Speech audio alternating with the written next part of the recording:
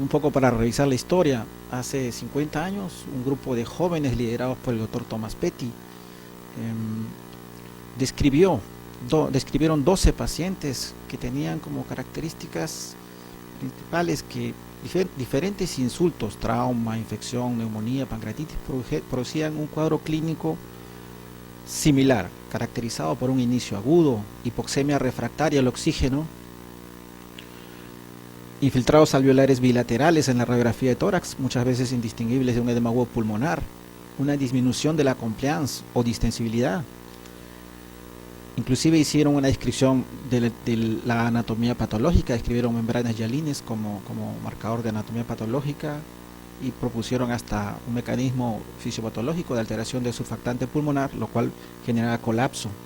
Y fueron tal vez de los primeros en describir el beneficio del uso de PIP para mejorar la oxigenación en estos pacientes. El uso de PIP sigue siendo algo controversial hasta nuestros días, pero ellos fueron los pioneros. Desafortunadamente está un poco descuadrado esto, pero no sé si ya para entender. La definición actual, luego de haber evolucionado ya por tanto tiempo, más o menos recoge y operacionaliza los conceptos desde la época de Thomas Petty, ¿no? Inicio agudo, más o menos menos de una semana.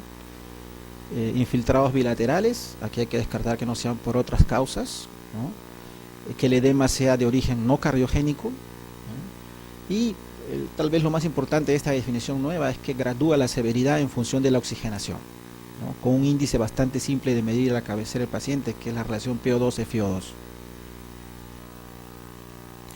Muy bien, algunas ideas de cómo ventilar a los pacientes con distrés, la verdad, hasta el momento no han cambiado, ¿no? En los 70 y 80 se pensaba, basado en la radiografía de tórax, como ustedes pueden ver, da la impresión de que el pulmón está homogéneamente comprometido en el sentido de que parece que es de vértice a base y de atrás hacia adelante. Y se pensaba que los pulmones eran homogéneos, pesados y duros, ¿no? Y aquí básicamente el objetivo era tratar de mantener una gasometría aceptable, niveles de CO2 aceptables, niveles de oxigenación aceptables, tal vez con el menor PIB posible para evitar las complicaciones hemodinámicas y barotrauma. ¿Y esto basado en qué? Este es un estudio previo a la publicación del paper en el Lancet de Thomas Petty, del año 63, por el doctor Bendixen, que él evalúa en pacientes en el intraoperatorio. Vean ustedes esta gráfica, usando volúmenes tidales altos, de 12 para 15 mililitros por kilo. Él notaba así, la oxigenación se mantenía aparentemente aceptable a lo largo del tiempo, y el pH y el PCO2 estaban en un rango ligeramente alcalótico, ¿no? Cuando él ventilaba con volúmenes bajos, 6 por kilo, que en la época también ya había sido propuesto, ¿no? Vean cómo la oxigenación caía, ¿no? La oxigenación caía dramáticamente y el pH PCO2 se iba para un rango acidótico. Yo creo que desde ahí, ¿no? está tal vez generacionalmente nos han ido enseñando eso, ¿no? Entonces, muchas veces tenemos inconscientemente metido de que tenemos que tener una gasometría aceptable, ¿no? La gasometría aceptable siempre va de la mano con que estamos actuando bien, y eso no necesariamente es verdad. A la época, mucha gente experta como Henning Pontoppidan de Boston sugerían que usar volúmenes bajos pues era bastante desconfortable para el paciente, ¿no? Y proponían usar volúmenes corrientes de 12 a 15 y hablaban de que eso era seguro y que no había mayor problema. Sin embargo, con el advenimiento de la tomografía computarizada, se evidenció que ese compromiso no era homogéneo, era un compromiso heterogéneo.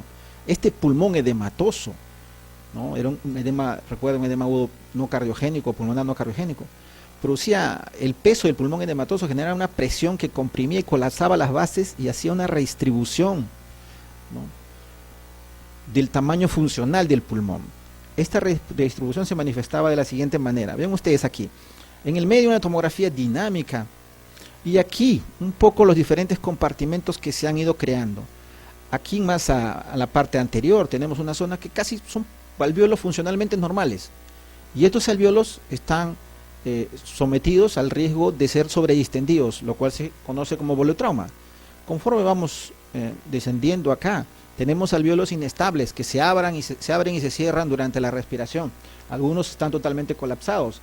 Esto va a generar un aumento de las fuerzas de las presiones a ese nivel y se va a generar un fenómeno que se llama de atelectrauma o tidal recruitment. Esa oxigenación que ustedes vieron que estaba muy bonita con volúmenes altos en la gráfica que mostré previamente, se debe básicamente a este mecanismo y muchas veces en la clínica es eso lo que pasa, ¿no? Para el primer mecanismo de injuria se propone usar volúmenes bajos y PIP óptima. Disculpar, hay que salió algo en portugués. Esta gráfica era para mostrar qué cosa es con respecto al volumen corriente bajo. Aquí llamamos un volumen corriente bajo, ¿no? Si nosotros vemos acá, tenemos un elefante y un ratón.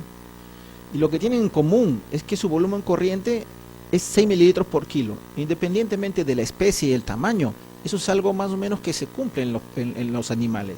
Esto ya fue descrito en en la década del 60 y se conoce que es así. Entonces, cuando hablamos de un volumen corriente bajo en la recomendación de 6 por kilo, estamos viendo que ese es un volumen para un pulmón relativamente normal. No estamos en teoría usando volumen corriente bajo, estábamos usando volumen exageradamente alto, que es otra concepción. ¿Y esto por qué? Porque ventilar con 6 mililitros por kilo es adecuado para ese baby lung, ese pulmón funcionalmente reducido. Esto es un animal, un cerdo. Ven ustedes la injuria muy severa y esto es lo que sería más o menos el pulmón viable. Obviamente que 6 mililitros por kilo es demasiado para ese pulmón. Y lo podemos saber aquí. Este es un paciente que tiene un colapso medido por la tomografía de 55%. Si yo más o menos hago una conversión, él precisaría de 2.7 mililitros por kilo para ventilar el pulmón funcional. En otras palabras, si yo le aplico 6, lo estaría ventilando con más de 12 por kilo.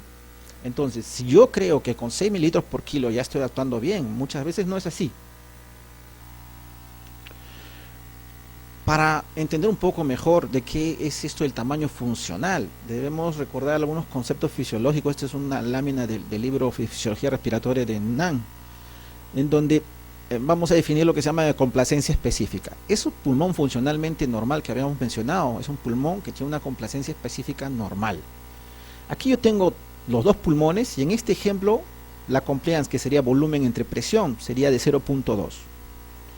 Si yo hago una neumonectomía me va a quedar un pulmón y la compliance se va a reducir a la mitad, pero es el mismo pulmón, el pulmón está sano. Si yo a este pulmón que queda le saco un lóbulo, me queda he reducido su tamaño a una décima parte. Vean cómo se ha reducido la compliance, que es lo que nos parece, entre comillas, rígido o duro. Si nosotros hacemos la normalización de la compliance al volumen pulmonar que estamos midiendo, vean cómo ustedes la compliance específica se mantiene. Entonces es un concepto importante. El pulmón que estamos ventilando muchas veces es un pulmón sano, entonces tenemos que tener cuidado.